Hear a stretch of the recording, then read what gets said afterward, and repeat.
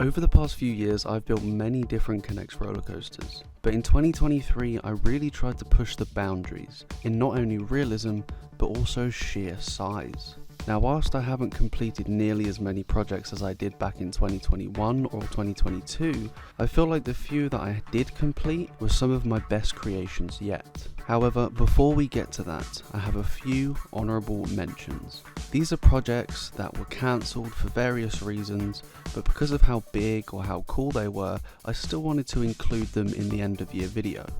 Up first, we have the Eddy current brakes. At the time of building, this was intended to be the brake run for the Project Exodus version 2 recreation, which is of course now called Hyperia. But sadly, because this project took so long, I ended up losing motivation and cancelled it. Up next, we have Intimidator 305.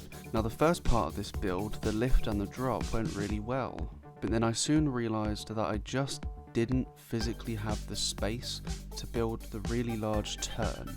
And because of that, this project ended up cancelled. And the final cancelled build of the year was of course Zadra. Now, this is my favourite of all of the builds. The train alone for this project took me about 3 weeks to design, print and paint. It was really sad to see this one go, but it just had so many speed issues. When I built a certain section, it would work, and then the next day I'd come back and it would no longer work, and I'd have to rebuild that entire section again. Now we can move on to the actual builds of 2023. I completed a huge recreation of Colossus around February. This mega build took up almost all of my available pieces. It stands at almost 5.5 foot tall, and fun fact, the custom 3D printed train weighed almost 500 grams.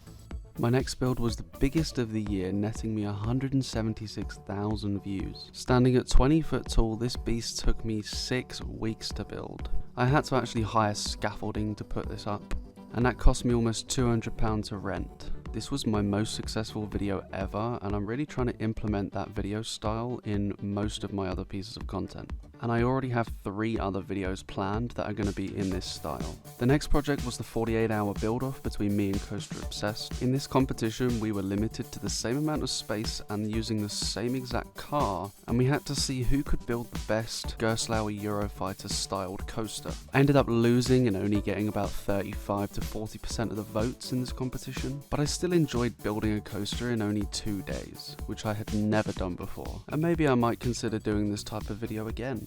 Even though my final build of the year here is technically going to release in 2024, I needed to include it into this year's because most of the work was done in 2023. And that's of course my WildCats Revenge recreation, which at the time of filming this current video, I only have the big turnaround and the drop to complete. And that's it for my 2023 throwback. If you enjoyed the video, please do subscribe and leave a like, because in 2024 I have a bunch of super cool, massive projects to complete.